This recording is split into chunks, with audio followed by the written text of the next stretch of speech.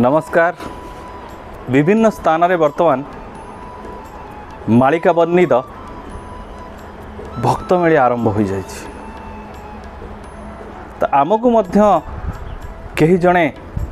साधु प्रश्न कले जे बाबा आपण भी किछि जदि गुप्त मालिकारु ज्ञात अछंती से संबंध में प्रकाश करंतु जे भक्त मेली किपरि हवा दरकार किपरि प्रकृत रे भक्त मेली हब कौन रही प्रकृत रहस्य तो आमे जदि सूक्ष्म सूचना को आधार करी आम्भे आपण निकट रे आज से भक्त मिलनर किपरि रहिबो से स्थिति कौन हेब कौटी हेब एवं तार आभिमुख्य कौन हेब किपरि भाबरे तार रूपरेख रहिबो से संबंध रे जदि आमे जानिबा को चेष्टा करिबा ताहले आमे प्रकृत रे स्पष्टता को जिबा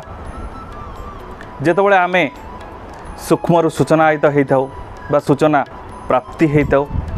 आम्भे ता कारण संबंध रे मध्य सूचना आयत होइथाउ जे काहीकि एपरि हेब जदि आपण गुप्त मालिकार एपरि लेखा होइछि बा श्री अच्युत जदि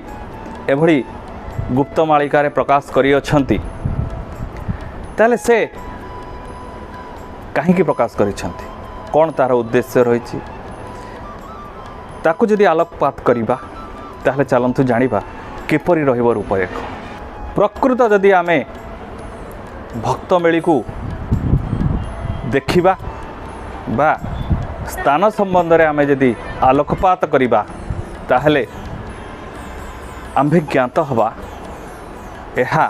एक चतुर्भूमि समाज रे वर्तमान सेटा त्रिगोलाकार होइतिले मध्य ताहा चतुर्भूमि कहीं चतुर्भूमि कह जाउछि तीन दिगरु तीनोटी नदीर ताहा समाहार एवं चतुर्थटी होउछि समुद्र अर्थात समुद्र आसीबो सेई स्थान एवं तीन गोटी नदीर मिलन स्थल एवं से स्थान ऊर्ध्वरु आसिबे माँ समली ऊर्ध्वरु आसिबे माँ सलमली उत्तरु आसिबे माँ विमला दक्षिणरु आसिबे माँ बिरजा एवं सेमानंकर जो मिलन स्थल रहिबो ताहा रहिबो ग्रहराज शनिंकर पीठ ग्रहराज शनिंकर पीठ जहाँ कि जाजन नगरी बा जाजपुर जिल्लार एक कोणरे बा एक निर्दिष्ट कोणरे अवस्थित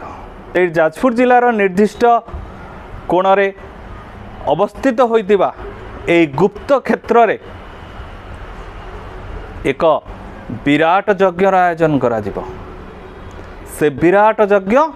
7 दिवस धरी चलिवो एवं से 7 दिवस रे प्रकृत भक्त को चिन्हट करा जिवो एवं से भक्त माने हेबे कूल को विहन तेणु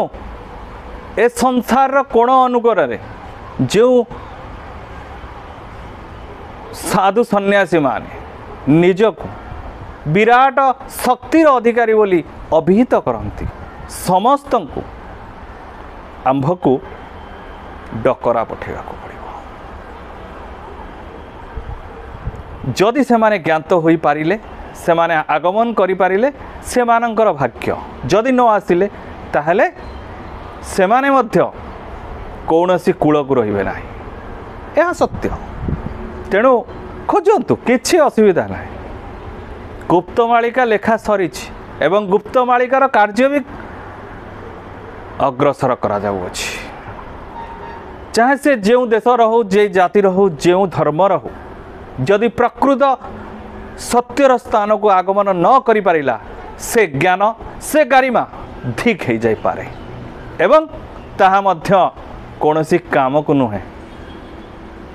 खाली आमे ज्ञानी पंडित हेले हेबो नाही। आमे ज्ञानी पंडित कथा जेतबेले प्रभुंक निकट रे प्रकाश करिथिलु सेबे से गोटे कथा प्रकाश करथिले समस्ते होउचंती मूलिया, अर्थात किछि सभ्य मूलिया, किछि असभ्य मूलिया, किछि साक्षर मूलिया आउ किछि निरक्षर मूलिया। आमे जेतबेले गोटे जमी की चाष करने को जाई थाउ सेतबेले आमको जड़े काम करुवा लोकर आवश्यकता पड़ी था। काम करुवा लोकर आवश्यकता पड़ी था। से काम करुवा लोक जे काम करौ थाए ताटू हुए तो बड़ ज्ञानी हो पारे, कारण तार चाष संबंध में अधिक ज्ञान होइतिबा, किंतु से होचंती मूलिया। से केबे मालिक होई परिबो नाही। होई परिबो आधुनिक समाज रे से जमी किणी मालिक होई पारे, किंतु प्रकृत रे जमी की चाष करुवा लोक जे जमीर मालिक होइतिबो ताहार किछि माने नाही। किंतु आमे गोटे उदाहरण निमित्त बुझिबा जे जे चाष जमीर मालिक ताटू हुए तो चाष जमी की चाष करुवा लोक बेसी ज्ञानी होई पारे, किंतु से कौन मालिक टू टपी जाई पारिबो? जदि से ता ज्ञान रे से जमी की चाष करे एवं उत्कृष्ट फसल उत्पादन करे, तथापि श्रेय जीव जमी मालिक निकट। समस्ते कहिबे ए मालिक बढ़िया फसल करछि, किंतु से मूलिया फसल करछि बोली केही कहबेनी। आमे माने समस्ते जणे जणे मूलिया मात्र। भगवान होउचंती मालिक, आम्भे माने केवल कर्म करिबा दरकार। प्रथमे कर्म को शिखिबा दरकार ज्ञान, ताहले जाई आमे हल बुलेई पारिबा, हल जोटी पारिबा दरकार, तापरे हल बुलेई पारिबा दरकार, हल बुलेई मंजी बुणी पारिबा दरकार, चाष करि पारिबा दरकार। तापरे आमे मंजी बुणीबा, तापरे आमे ताकू खुसेइबा, गछ होला परे खुसेइबा, तापरे पानी दबा, तापरे सार बा औषध जहाँ भी पकेबा पता परिबा, तापरे गछ बढ़िबो, तापरे फसल अमल हबो, तापरे जाई आमे ताकू खाद्य उपयोगी करि परिबा। आमे हल जोटी शिखी ना, जमी चिमनी ना, किंतु निजकू महाज्ञानी बोली अभिहित करती। तेणु फसल हबा को अपेक्षा करा जाऊ, आमे एते तरबर हेले कौन हम। तेणु फसल हेबा पूर्वर बा भक्त सम्मिलनी पूर्वर एक प्रस्तुति भक्त सम्मिलनी मध्य हेब, प्रस्तुति भक्त सम्मिलनी मध्य करा जिवो। से भक्त सम्मिलनी केउठारे अनुष्ठित हेब से संबंध में मध्य से आमको प्रकाश करियछंती।